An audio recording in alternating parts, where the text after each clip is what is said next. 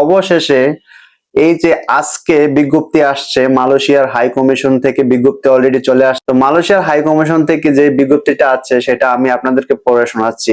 আমার মুখের কোনো এক্সট্রা কথা নাই, মালয়েশিয়ার কলিং যে খুলেছে। আসসালামু আলাইকুম প্রিয় প্রবাসী ভাইয়েরা, আশা করি ভালো আছেন। আপনাদের দোয়ায় আমি আল্লাহর রহমতে ভালো আছি। দীর্ঘ 5 থেকে 6 মাস পরে এই ভিডিওটা নিয়ে আপনাদের সামনে আসলাম। তো প্রথমে বলি আলহামদুলিল্লাহ, অনেকের চাওয়া, অনেকের কমেন্ট, অনেকের অনেক রিকোয়েস্ট আমার ভিডিওর মধ্যে ছিল যে মালয়েশিয়া কখন খুলবে, সেটা আপনাদেরকে আমি স্পষ্ট করে এখন মালয়েশিয়ার হাই কমিশনার থেকে যেই বার্তা তারা দিয়েছে সেটা পড়ে শোনাচ্ছি। বেশ বিজ্ঞপ্তি, 2.5 বছর পর খুলেছে মালয়েশিয়া সমবাজার। আগস্টের শেষ সপ্তাহ থেকে বাংলাদেশি কর্মী প্রেরণ শুরু হবে প্রত্যাশা কুয়ালালামপুর 30 জুলাই 2026। আজকে 30 জুলাই রাতে আমি ভিডিওটা শুট করছি, হয়তোবা কালকে ভিডিওটা ইউটিউবে যাবে। প্রায় 2.5 বছর পর বন্ধ থাকার পর বাংলাদেশ ও মালয়েশিয়ার মধ্যকার সমবাজার পুনরায় চালুর বিষয়ে দুই দেশের নীতিগতভাবে একমত হয়েছে। প্রয়োজনীয় কারিগরি ও প্রশাসনিক কার্যকলাপ দ্রুত সম্পন্ন করে আগামী আগস্ট মাসের শেষ সপ্তাহ থেকে মালয়েশিয়া কর্মী প্রেরণ শুরুর লক্ষ্য নির্ধারিত করেছে। এই সঙ্গে স্বচ্ছয় জবাবদিহিমূলক, শ্রমিক বান্ধব এবং কম ব্যয় সম্পর্কে অভিবাসন ব্যবস্থা নিশ্চিত করতে উভয় দেশ যৌথভাবে কাজ করবে। মানে এটা হচ্ছে যে যাতে করে আমরা বাংলাদেশিরা আসলে অনেক সিন্ডিকেটের মোকাবেলা করতে হয় বা অনেক টাকা দিয়ে আসতে হয়, সেটা যাতে কম হয়, যাতে এই সমস্যা না পড়তে হয়, সেটাই কিন্তু দুই দেশের আলোচনায় ছিল। গণপ্রজাতন্ত্রী বাংলাদেশ সরকার প্রবাসী কল্যাণ ও বৈদেশিক কর্মস্থান এবং শ্রম ও কর্মস্থান মন্ত্রী জনাব আরিফুল হক চৌধুরী এমপি, মাননীয় প্রধানমন্ত্রী শিক্ষা, শ্রম ও কর্মস্থান বিষয়ক উপদেষ্টা জনাব মাহাদি আমিনের নেতৃত্বে বাংলাদেশের একটি উচ্চ পর্যায়ের প্রতিনিধি দল 28 থেকে 30 জুলাইয়ের মালয়েশিয়া সফরকালে দেশটি মানব সম্পদ মন্ত্রী দাতো শ্রী রামকৃষ্ণ, মানব সম্পদ মন্ত্রণালয়ের ঊর্ধ্বতন কর্মকর্তা এবং বিশিষ্ট সরকারি সংস্থাগুলোর সঙ্গে ধারাবাহিক বৈঠকের শেষে অগ্রগতির কথা জানায়। বাংলাদেশ হাই কমিশনে আয়োজিত এক সংবাদ সম্মেলনে এই সকল তথ্য মাননীয় প্রবাসী কল্যাণ মন্ত্রী এবং মাননীয় প্রধানমন্ত্রীর উপদেষ্টা সংবাদ ব্রিফিং এ প্রধানমন্ত্রীর উপদেষ্টা মাহাদি আমিন বলেন, বাংলাদেশ ও মালয়েশিয়া সম্পর্ক আজ একটি বহুমাত্রিক কৌশলগত অংশীদারিত্বের রূপ নিয়েছে।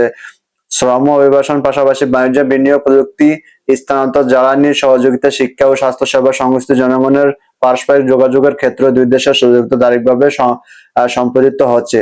তিনি বলেন, বাংলাদেশ ও মালয়েশিয়ার বন্ধুত্ব সম্পর্কে ভিত্তি তৈরি হয়েছে শহীদ রাষ্ট্রপতি জিয়াউর রহমান সময়ে এবং সাবেক প্রধানমন্ত্রী বেগম খালেদা জিয়ার সরকারের সময় মালয়েশিয়া প্রথম বাংলাদেশের জনশক্তি রপ্তানি শুরু হয়। বর্তমানে প্রধানমন্ত্রী জনাব তারেক রহমান দায়িত্ব গ্রহণ করার পর মালয়েশিয়াকে তার প্রথম সফর হিসেবে অন্যতম গন্তব্য হিসেবে নির্বাচন করেন, যা দুই দেশের সম্পর্ক আরো গভীর ফলপ্রসূ করার প্রতি সরকারের আগ্রাধিকার প্রতিরোধ করে। মাননীয় উপদেষ্টা জানান, মালয়েশিয়ার কর্মরত বাংলাদেশি কর্মীরা দুই দেশের অর্থনৈতিক সম্পর্কে অন্যতম প্রধান ভিত্তি, যাদের শ্রম মালয়েশিয়ার শিল্প ও কাঠামো উন্নয়নে গুরুত্বপূর্ণ অবদান রাখছে। তাদের পাঠানো রেমিটেন্স বাংলাদেশের অর্থনীতির অন্যতম চালিকা শক্তি হিসেবে ভূমিকা রাখছে। তিনি বলেন, দুই দেশের একটি নতুন স্বচ্ছ ও জবাবদিহিমূলক কাঠামো সমবাজার পুনরায় চালুর বিষয়ে নীতিগতভাবে একদম রয়েছে। প্রাথমিক পর্যায়ে রাষ্ট্র প্রতিষ্ঠান বাংলাদেশের overseas employed and service limited বোয়েলের মাধ্যমে কর্মী প্রেরণের অধিকার দেওয়ার বিষয়ে আলোচনা হয়েছে। এই সঙ্গে বিদ্যমান সমঝোতা স্বাক্ষরের আওতায় নিয়োগ প্রক্রিয়াকে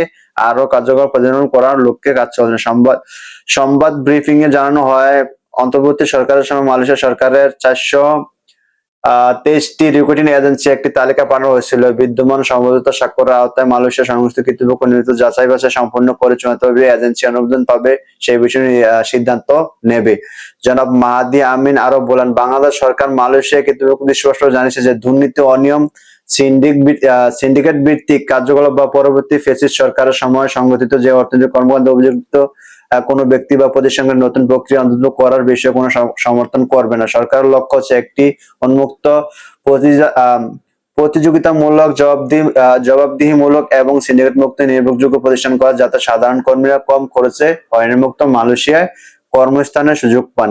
তিনি আরো জানান, আগামী কয়েক সপ্তাহের মধ্যে বাংলাদেশ ও মালয়েশিয়ার সংশ্লিষ্ট মন্ত্রণালয়, দুই দেশের হাই কমিশন এবং কারিগরি পর্যায়ে কর্মকর্তারা বিশিষ্ট প্রক্রিয়াগত বিষয়গুলো চূড়ান্ত করবেন। অভিবাসন, ব্যয়, নিয়োগ প্রক্রিয়া এবং নতুন কার্যপ্রবৃত্তি সম্পর্কে পরবর্তী পর্যায়ে আনুষ্ঠানিকভাবে বিস্তারিত জানানো হবে। উপদেষ্টা মালয়েশিয়া কর্মস্থল থেকে আগ্রহী বাংলাদেশের দালাল ও চক্রাত্মক অসাধু চক্রের প্রবলনের বিরুদ্ধে না হয়ে শুধুমাত্র সরকারের প্রক্রিয়া অনুসরণের আহ্বান জানান।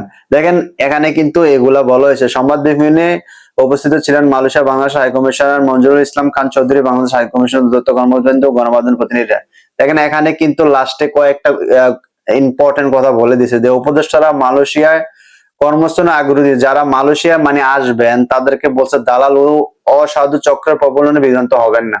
দেখেন বাংলাদেশে কিন্তু এখন মালয়েশিয়া কলিং চালু যেহেতু হয়ে গেছে অলরেডি, এখন কিন্তু অনেক অসাধু চক্র বা আপনার এই যে এখানে দালাল চক্র কিন্তু বের হয়ে যাবে। তো তাদের প্রবলনে না পড়িয়া যেটা সরকার নির্ধারিত করবে ওই তাদের মাধ্যমে যাতে মালয়েশিয়া কর্মী আসতে পারে সবার প্রতি আহ্বান জানাইছে এটা। তো এইটাই হচ্ছে আজকের যেই সংবাদ ছিল মালয়েশিয়া চালু হওয়ার, সেটাই আমি আপনাদেরকে পড়ে শোনালাম। তো আশা করি এখন থেকে নিয়মিত আপনাদেরকে ভিডিও দেবো। যদি ভিডিওটি ভালো লাগে অবশ্যই শেয়ার করে দিবেন, লাইক করে দিবেন। চ্যানেলে নতুন হলে বা ফেসবুক থেকে দেখলে ফেসবুক পেজটি ফলো করে দিবেন। আশা করি আপনাদেরকে প্রতিনিয়ত ভিডিও দিব। আসসালামু আলাইকুম, ভালো থাকবেন, সুস্থ থাকবেন, দেখা হবে নতুন ভিডিওতে।